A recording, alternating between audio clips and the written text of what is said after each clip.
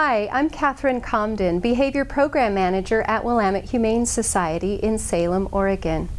If you are like most pet parents, you have a veterinarian that you love and trust. We've got some fantastic veterinarians in our community, and our shelter pets are extraordinarily lucky to have one of the very best watching over their care. Our staff veterinarian graduated from Cornell University Veterinary School and has traveled all over the world to gain the experience that she brings to Willamette Humane.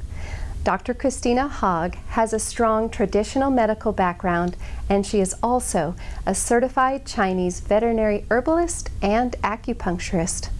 You'll love meeting her and finding out how to better care for your own pets on this week's Pets and People.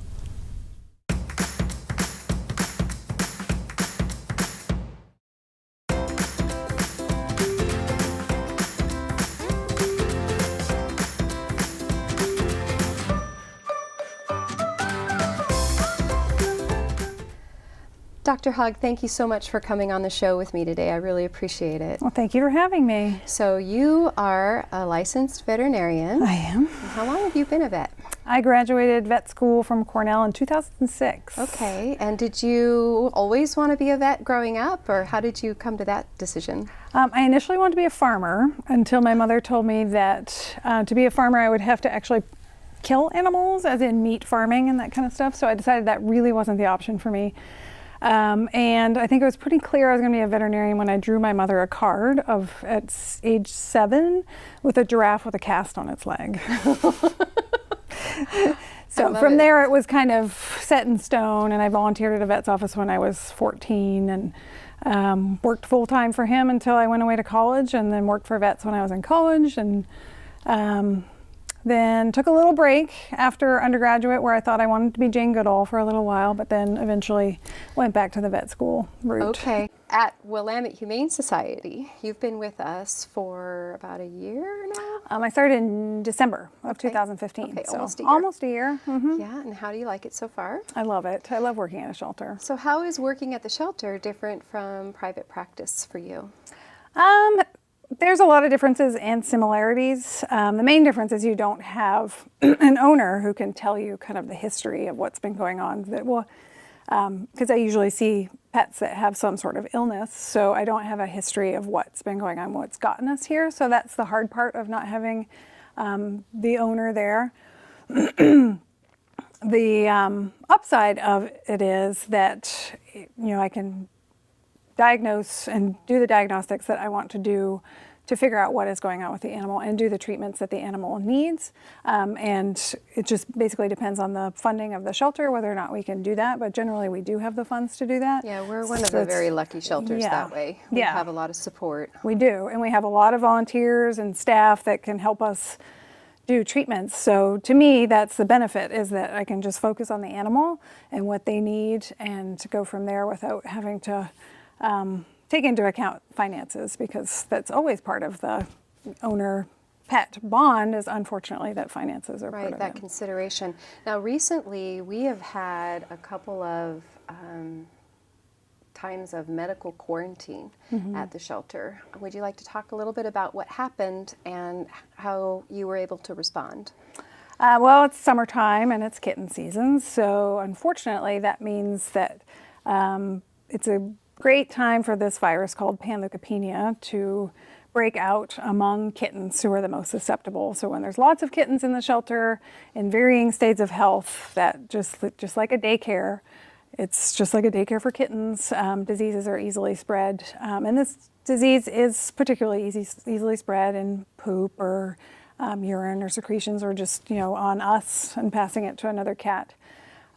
So we've had a couple of cats come down positive for that in the shelter. Fortunately, we were able to diagnose them pretty early before they moved around too much, and we were able to just kind of put those rooms on lockdown or isolation so that we can monitor those cats that might have been exposed. Yeah, it was fascinating to me, and I was really actually very proud of our team, because it was the email went out or the announcement went out and everything just stopped. Yep.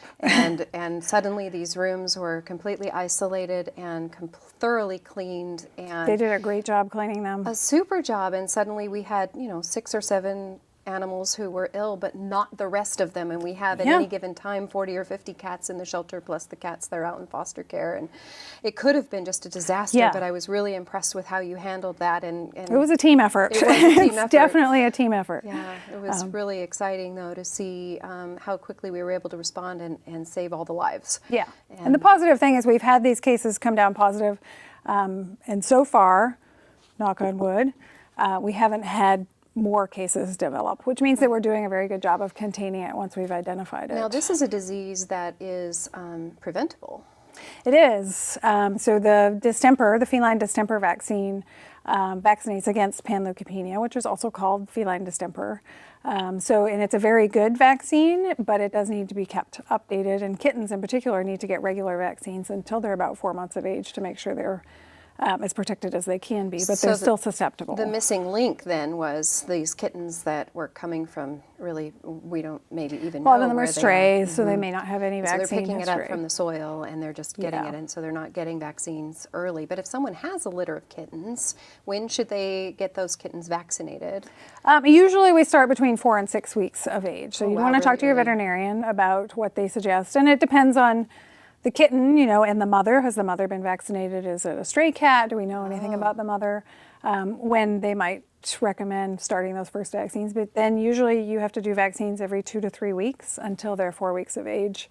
They're still susceptible, kittens are, even though they're getting those vaccines, just because their immune system is not quite mature yet. So that's why we need to give them so regularly. Until they're about how old? Until they're about 4 months of age. Okay. And at that point, their immune system is mature. And part of the problem is also they get some of their immunity from their mother, from the first milk that the mother produces. So as that immunity drops off from their mother, we're trying to get their immune system mature so it can respond. That's really similar to what happens in puppies, isn't it? It's exactly the same for parvo. Yeah, so Yes. we want to, and I like what you said there, and that was something that I learned recently, was the importance of knowing whether mom had been vaccinated at all before. Yeah. I knew that mom produced the maternal antibodies that then protected those puppies or kittens from early on, but it never really occurred to me that these animals that we're getting into the shelter, we don't know mom's status. Yeah, exactly. And so that's why we're so aggressive with the vaccination protocol. Yeah. But if someone is getting a puppy from a shelter or from a breeder and they do know the vaccination history, they do know that that puppy has had vaccinations starting at 6 weeks, usually, how soon is it okay for them to come to puppy class then? Well, there's a couple of different things to weigh with puppy class, and socialization is very important for puppies. We've found that, there's this, well, you probably are more expert, but between 2 and 4 months of age is with that critical socialization period, which, if you do your math, is between the 8 weeks and 16 weeks that they should be getting these vaccines, and they're most susceptible to these viruses.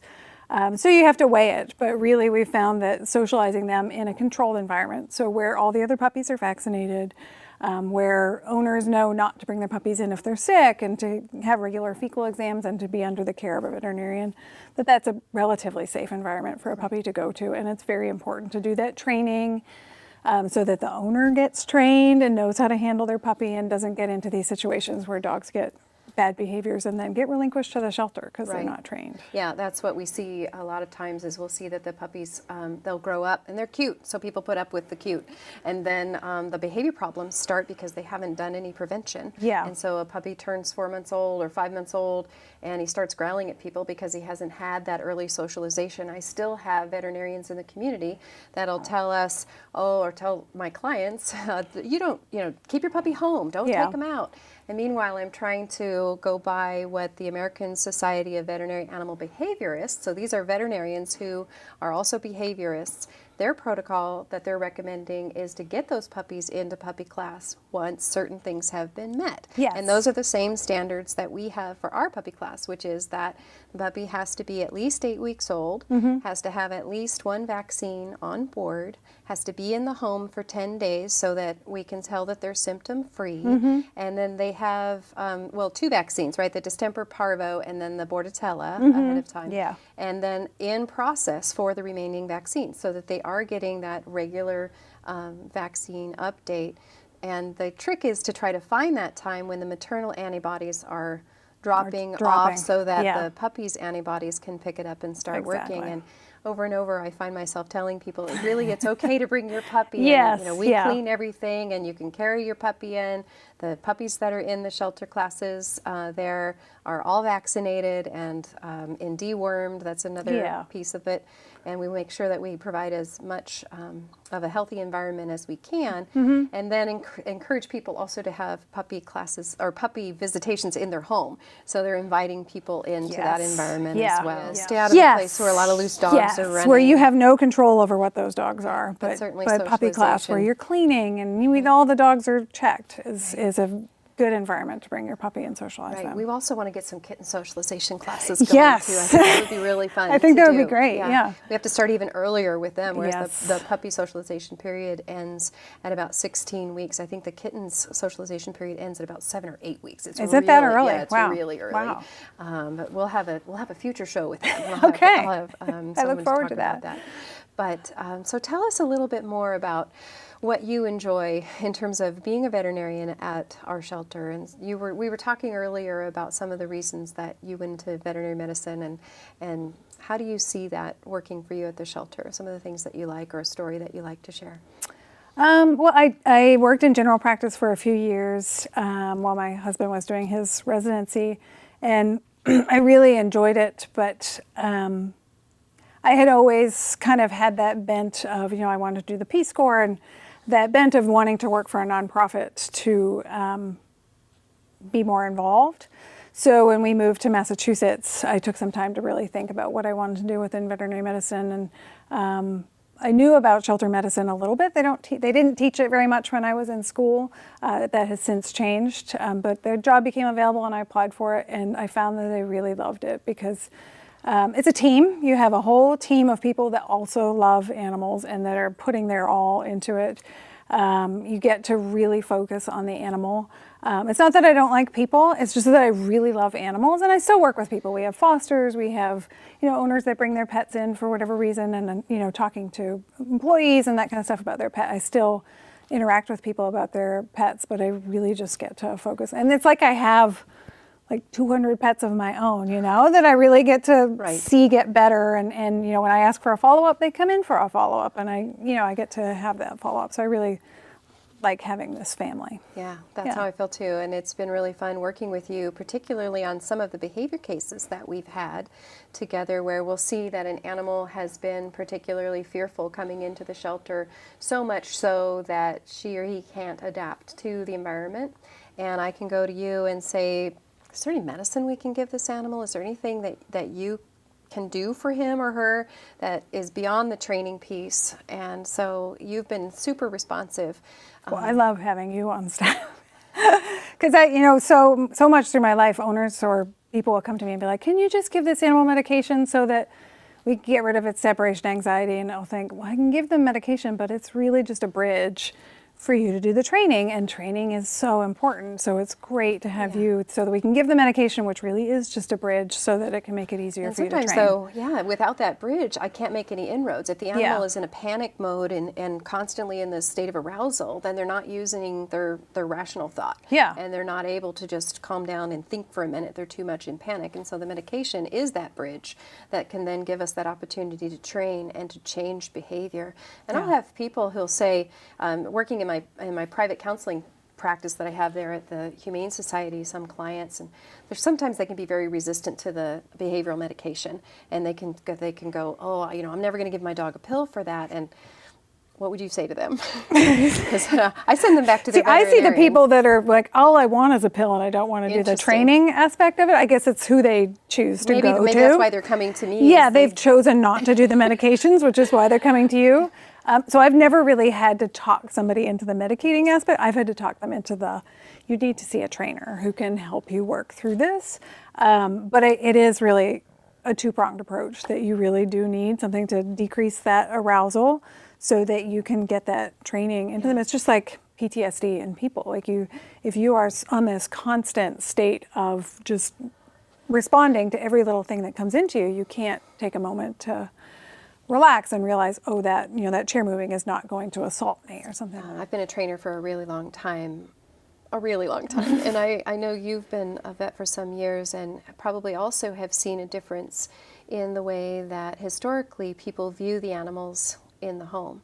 And I wonder if you could talk a little bit about how, you know, maybe what you think some of the changes are. We used to have a dog, but he was, you know, in the backyard. He was never allowed in the house. And the expectation is then now that the animal is in the house, we have a lot closer contact with the people in the family. Yeah, it seems like, you know, there's this, I guess, change in perception where a lot of people have fur kids, so the pets are actually like children to them. And I don't have children, so I have dogs. So they're kind of like my fur children.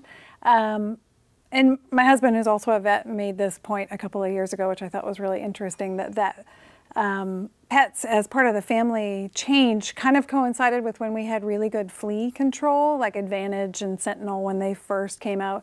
And that allowed you to have a much closer relationship with your pet. You could sleep with your pet and not get covered in fleas and ticks, which I used to sleep with my dog when I was a kid, and I would find ticks all over me. Oh, wow.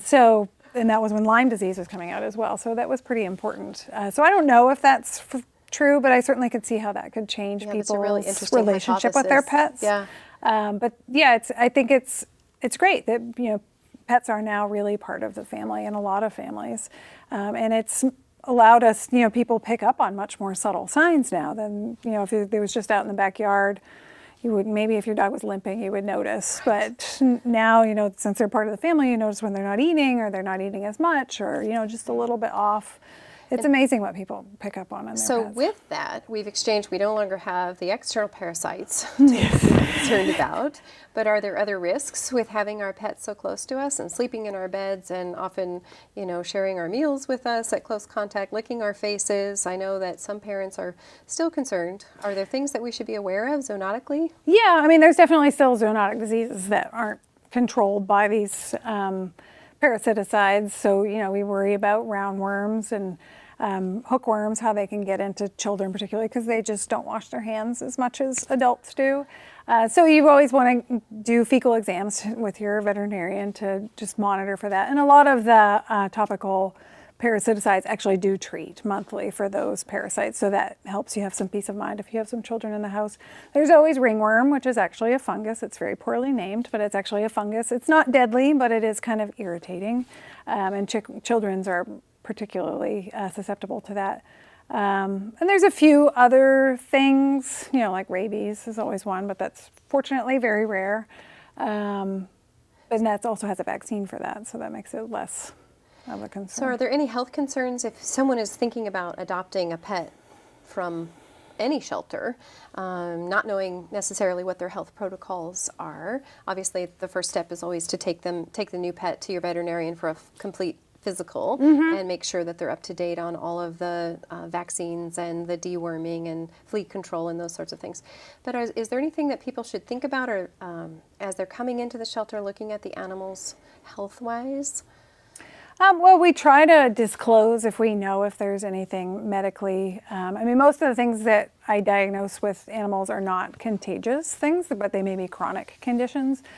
So it's important to know that you have the emotional or financial means to take care of a pet that might have medical conditions, because some of us don't have that, and that you just need to know that about yourself. There's no blame about that. You just need to have the appropriate pet. But it is very good. You know, we're not perfect, so we might miss something. So that's why it's good to take them to your veterinarian and also get them checked out. Or things can change since the last time I looked at this pet. So right, for sure. It's always good to have your veterinarian check out your pet and know where you're starting from, so that if things do change from there.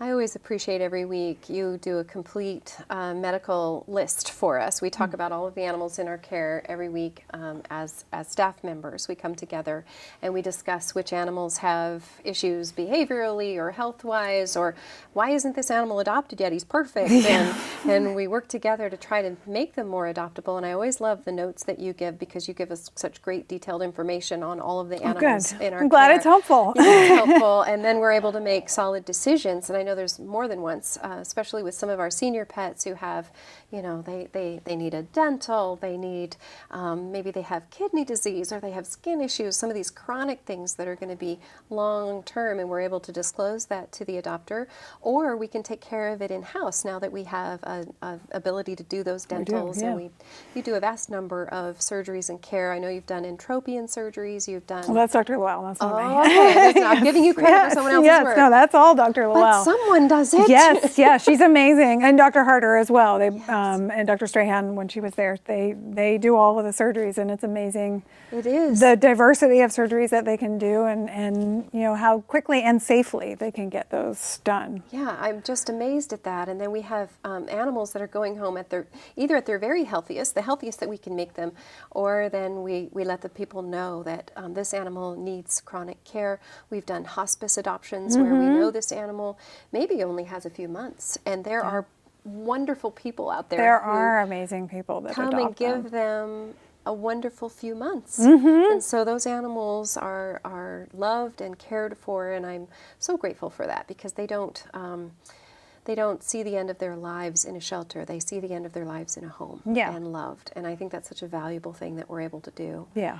That's what keeps us all going. Yeah, it does, right? This is why you got into veterinary medicine. Yes, to save the animals. Yeah. I love it. And so we'd only have a couple minutes left, but I wondered if you'd talk a little bit about some of the other training that you've had. You've done some work with Chinese medicine as well.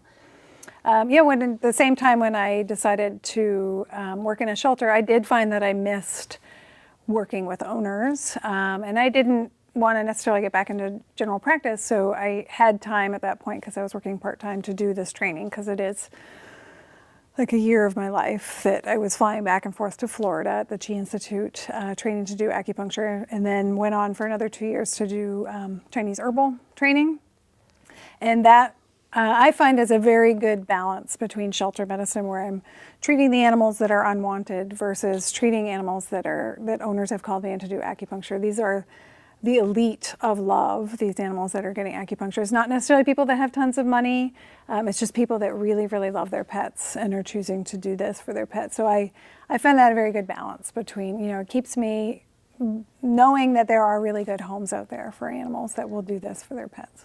So with the Chinese medicine and acupuncture, is that anything that we can offer the animals at the shelter? That's a really good question. It is something that would be very important for the shelter animals, because it does help with relaxation, it does help with pain control. Unfortunately, it's also a type of medicine that takes a lot of time in terms of the physical exam, placing the needles and keeping them in. So it's not something that I can do because my schedule is limited, but we have an amazing volunteer named Jackie who does do acupressure and Reiki and that kind of stuff, so she can offer that. And sometimes she'll come and talk to me about whether or not it's appropriate for a certain animal, but I have faith in her and her abilities. So it makes me happy knowing how beneficial Chinese medicine is, that we have somebody there that can offer that to them, because I can't. Yeah, and actually we're going to be able to do an interview with her and That's be able to great. show some of her techniques on the show. So tune in next time and we'll be watching that. That's great. Yeah, fantastic. Yeah. Well, Dr. Hogg, I thank you again for coming and being on our show and talking about your passion and working with the pets at Willamette Humane. And I invite you all down to visit our shelter at Willamette Humane on Turner Road, where you can meet your next #1 fan. Ready? Go.